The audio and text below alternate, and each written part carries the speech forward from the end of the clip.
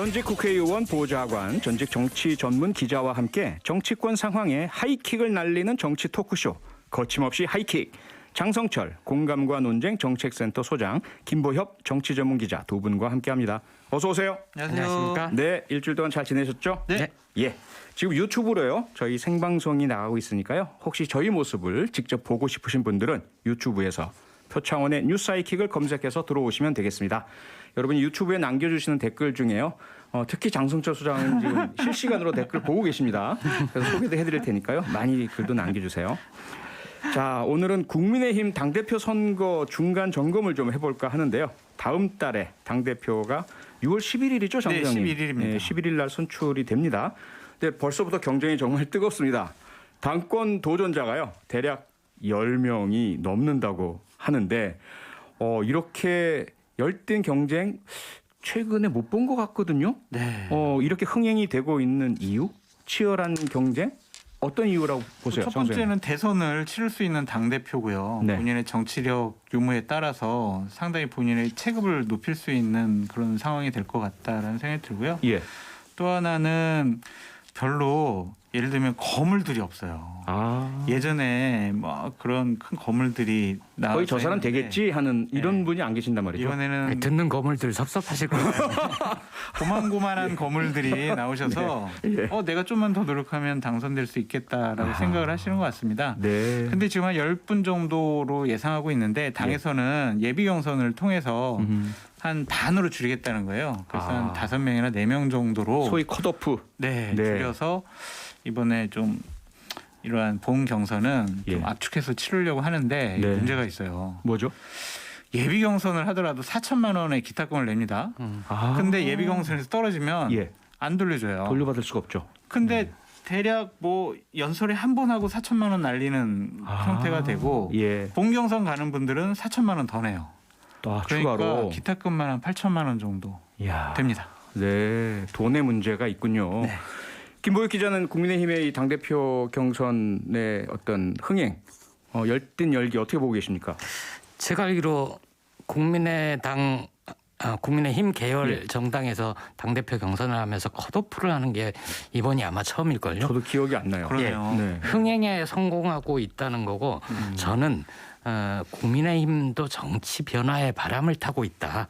그렇게 평가를 합니다. 예. 우선 김종인 위원장이 한번 흔들어 놨죠. 네. 그리고 초선이 절반 이상이죠. 그러다 보니까 뭔가 변화해야 된다. 아하. 서울시장 보궐선거 부산 다 이겼고 정권 교체 가능성도 높아지니까 네. 뭔가 더 변화해야 된다. 변화하니까 이런 응답이 있지 않았느냐. 이렇게 생각하는 분들이 많은 것 같습니다. 네. 장성철 소장님께 꼭 여쭤보고 싶은 이 네. 상황에서 네. 이준석 네. 전 최고위원의 이 뭐랄까요? 돌풍이요. 예상의 돌풍. 네. 지금 1위예요. 네, 당내 1위입니다. 적합도 조사. 1위였습니다. 네. 그 뒤를 나경원 네. 의원, 근데 주호영 주호영, 전 원내대표가 김웅 뒤를 잇고 있는 이런 상황인데 네. 어떻게 보십니까? 지금 이거는 좀 바이어스가 있어 보여요. 그래요? 왜냐하면은 예. 일반 국민 대상으로 여론조사를 하다 보니까 네. 이준석 전 최고가 아주 방송 활동을 많이 해서 인지도가 상당히 높아요. 방송활동. 네. 그런 차원에서 보면 나경원 전 원내대표도 했고 그다음에 이제 서울시장 선거를 하면서 3개월 동안 집중적으로 조명을 받았잖아요. 그렇죠. 그래서 이건 인지도 싸움인 것 같고 예. 그럼 주호영 전 원내대표는 원내대표였는데 왜 안 올라가냐 그러는데 그때는 김종인 비대위원장이라는 거물에 가려져 가지고 네. 별로 주목을 못 받았어요. 예. 그런 차원에서 보면 이준석 최고가 네. 상당히 지금 선전하는 건데 네. 국민의힘의 당대표를 뽑는 선출 규정은 지금처럼 여론조사 100%가 아니고요. 예. 책임당원 70%, 그다음에 일반 국민 여론조사 30%예요. 그래서 제가 바이어스 있다라고 말씀드리는 게 네. 과연 책임당원 70%가 우리 이준석 전 최고 되게 똑똑하고 예. 정치력이 있지만 대선을 관리하는 당대표로서 정치력이 있을까라는 생각을 할 것 같아요. 예. 그런 점에 있어서 지금과는 좀 다른 형태의 뭐 결과가 나올 수도 있다라고 보여집니다. 네, 조금 전에 제가 언급해드린 여론조사는요, 머니투데이와 미래한국연구소가 여론조사 업체 피플 네트워크스 PNR에 의뢰해서 지난 5월 14일에 실시한 여론조사 결과입니다. 국민의힘 당대표 적합도 조사에서 이준석 전 최고위원이 1위를 차지한 그 여론조사입니다. 김부혁 기자는 이준석 전 최고의 이런 돌풍 어떻게 보고 계십니까? 이준석 후보가 인지도가 높고 인기가 좋아서 이런 여론조사에서는 높게 나오지만 예. 말씀하신 대로 현재 당심이 더 많이 반영되게 돼 있거든요. 예. 그렇다면 그런 여론조사 결과가 당심의 변화에 영향을 끼칠 것인가? 네. 그 점에 대해서는 전 좀 회의적입니다. 아하. 솔직히 말씀드리면 이준석 후보가 전통적인 당원들한테 인기가 많지는 않거든요. 네. 네. 소위 말하는 민심과 당심 사이의 차이. 민주당에서도 그런 얘기가 나왔었는데 네. 책임 당원 70%를 차지하는 전통적인 당원들에겐 인기가 없을 것이다라고 보셨는데 혹시 그 이유도 말씀 가능하실까요? 민주당 같은 경우에는 전통적인 당원 구조의 변화가 있었잖아요. 한 그리고 차례. 온라인 당원이 예. 많이 가입했죠. 2015년, 16년 문재인 당시 당대표가 위기에 처했을 때 네. 젊은 사람들이 당원으로 많이 가입을 했거든요. 예. 제 기억에 국민의힘 계열 정당에서 당원 구조의 변화가 있었던가 생각해 보면 그게 별로 없고요. 여전히 당원의 30만 명 정도라고 하는데 네. 30% 가량이 대구, 경북, 영남 이쪽에 좀 쏠림 현상이 있거든요. 아, 예. 그러다 보니까 이 당원들의 투표, 당원들만을 대상으로 조사를 해보면 실제 여론조사 결과랑은 차이가 있을 거다. 아무래도 당연히 보수당이긴 하지만 그분들 책임 당원들은 더 보수적이신 성향이 있다 이런 그런데 저 말씀인데. 거침없이 좀 한마디 하고 싶은데 예. 저는 이준석 최고가 당대표 됐으면 좋겠어요. 아하. 그게 국민의힘 보수 야권을 변화시켰다라는 가장 상징적인 의미가 될 거예요. 네. 정치력이 없다라는 판단 그리고 이준석 최고가 좀 나이가 어려요 생각보다. 그렇죠. 30대예요. 네. 그럼에도 불구하고 경험이 상당히 많습니다. 네. 보통 당 뭐 비대위원 했고 최고위원을 했어요. 그렇죠. 10년 동안 정치권에서 충분히 단련됐거든요. 저는 말만 잘하는 줄 알았어요. 그런데 이번에 이준석 최고가 준비해온 정책 공약을 보니까 네. 너무나 훌륭한 거예요. 아, 그래요? 다른 후보들이 따라오지 못할 만큼 여러 가지 비전도 갖고 있더라고요. 예. 그래서 걱정스러운 부분은 있지만 네. 다음번 대선을 대비하는 차원에서라도 음흠. 이준석 최고가 되면은 네. 야당의 획기적인 변화의 바람이 나올 것 같다. 획기적이죠. 그런 획기적이죠. 생각이 듭니다. 그러니까 민주당은 송영길 대표, 이쪽은 예. 이준석 대표. 딱 화면만 봐도 어디가 이제 변화하고 젊고 활기차고 네. 그런 역동성 있는 정당. 음흠. 그러니까 이제 이준석 최고가 당대표가 되면은 꼰대 정당이느니 네. 박근혜 정당이라느니 뭐 그런 옛날 과거에 그런 정당으로 공격받지는 않을 것 같아요. 아하. 그래서 저는 이번에 그냥 획기적으로 한번 바뀌었으면 좋겠다라는 네. 생각도 듭니다. 그런 획기적인 젊은 당수로의 교체가 영국에서도 있었고요. 그렇죠. 캐나다에서도 있었고. 그렇죠. 그런 소위 말하는 그 선진국이라고 하는 국가들에서만 있었기 때문에 과연 네. 국민의힘에서도 그런 일이 일어날까 상당히 관심이 가긴 하는데 유튜브로 윤섬님께서 지금 유튜브 보고 계시죠? 네, 보고 있습니다. 민심이 당심 아닐까요? 이런 말씀 주셨어요. 그렇죠. 그런데 당심은 민심을 이길 수가 없는데 예. 70%의 책임 당원 예. 그 중에 대략 퍼센트로 따지면은요 책임 당원을 100%로 놓고 따져보면 네. 50%가 영남 분들이에요. 네. 대구, 경북, 부산, 경남. 아하.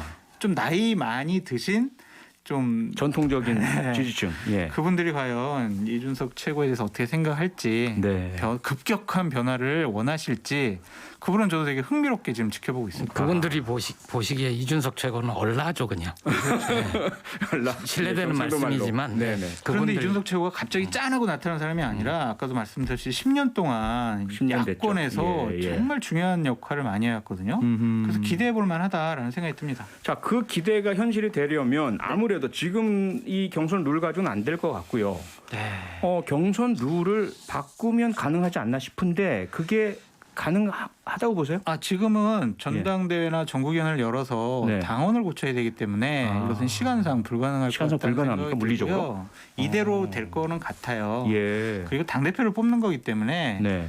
당원들의 의견이 더 많이 반영되는 게 또 옳지 않나라는 생각이 들고요. 예. 국민의힘에 예를 들면은 대선 후보 경선 같은 경우엔 네. 당원 50, 네. 일반 국민 50 이렇게 비율을 맞췄거든요. 예. 근데 이건 당 대표라서 70%를 한 것 같습니다. 예. 지난번 서울시장 후보 경선에서는 일반 국민 여론 100%를 했었잖아요. 네. 그때는 다른 요인이 있었죠. 바깥에 있는 안철수 대표가 경선에 참여할 수도 있다. 뭐 이런 것 때문에 아하. 굳이 당원들로만 이렇게 당원들 비율이 높을 경우에는 네. 들어오겠냐 이런 네. 판단도 아마 있었을 겁니다. 예.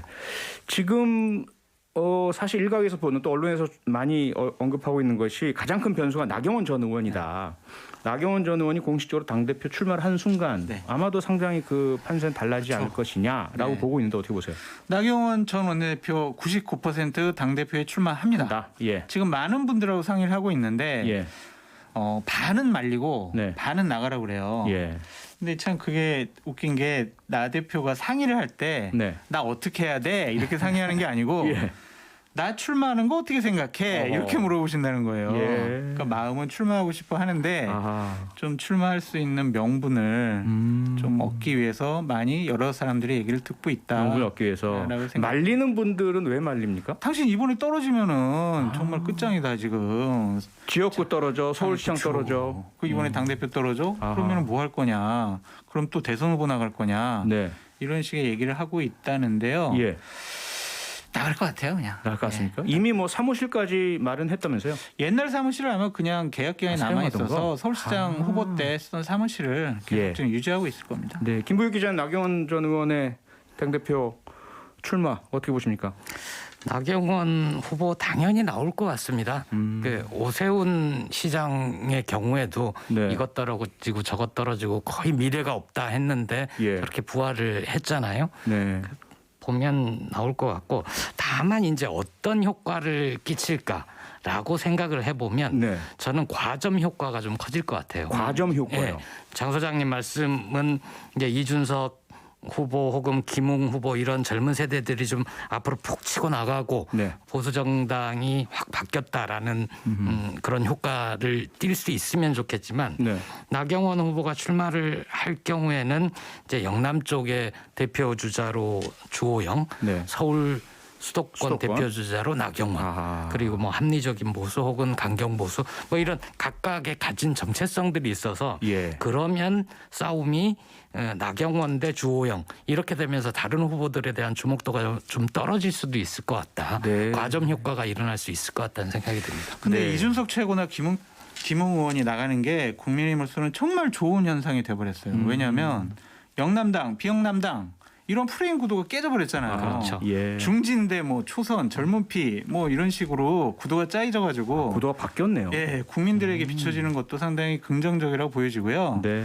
전 주호영 원내대표 쪽하고 되게 친한데 참 예. 마음 아프지만 말씀드리고 싶은 게 예. 저번 주에 네. 또 두 번의 헛발질을 하셨어요. 오. 그러니까 예를 들면 등산 논쟁. 아, 예, 예. 803이 1100m예요. 막 이런 얘기를 왜 해요?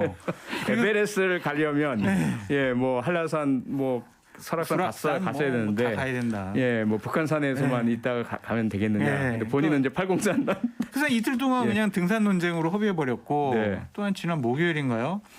저는 윤석열 총장과 친한 사람과 같은 아파트에 살아요. 아이고. 뭐 엘리베이터에도 같이 예. 탔어요. 뭐 이런 식의 얘기를 하시더라고요. 아하.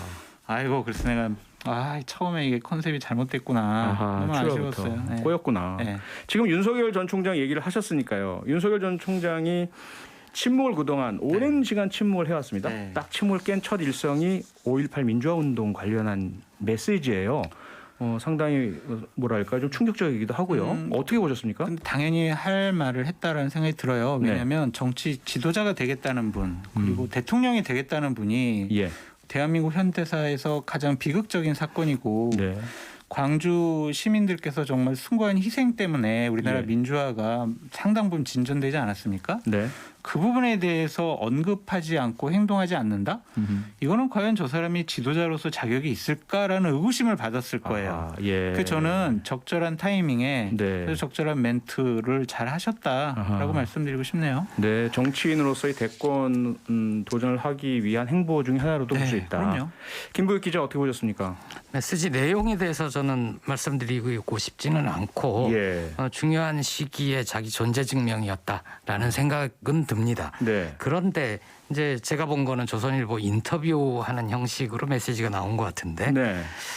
사람들은 이거보다 먼저 더 궁금할 게 있을 것 같아요. 예. 예를 들어서 윤석열 전 검찰총장으로서의 발언인지 아니면 대선 주자로서의 발언인지 예. 그렇다면 5.18에 대한 역사적인 평가, 현재적 의미보다는 윤석열로부터 듣고 싶은 생각은 나는 다음 대선에 출마합니다.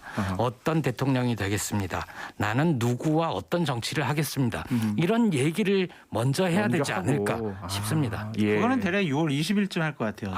제 날짜까지 예상에. 6월 20일. 네, 왜냐하면 6월 11일 날 국민의힘 전당대회를 통해서 지도체제가 꾸려집니다. 예.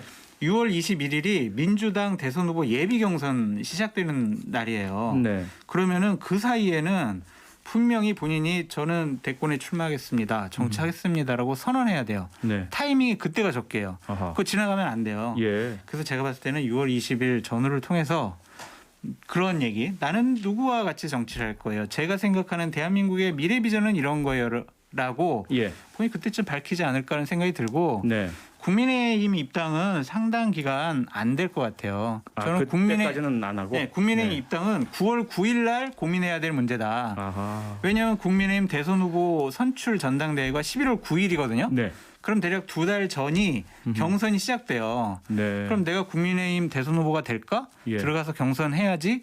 라고 고민을 해야 될 시점이 9월 9일이다. 예. 라고 말씀드립니다. 네, 시간이 거의 다 됐는데요. 내일 41주기 광주 5.18 민주화 항쟁에 대해서 간단하게 김보익 기자님하고 장순욱 소장님 소회 한 말씀 주시죠. 저는 고향이 그 근처입니다. 네. 어릴 때부터 많이 듣고 살았고 예. 쉬쉬하면서 아하. 살았고 제가 살아가는데 네. 굉장히 결정적인 역사적인 사건이었다. 네. 시간이 없어 장 소장님은 다음에 듣겠습니다. 네, 알겠습니다. 네, 두 분 수고 많으셨습니다. 고맙습니다. 감사합니다. 평일 저녁 6시 5분에 여러분을 찾아갑니다. MBC 라디오 표창원의 뉴스 하이킥.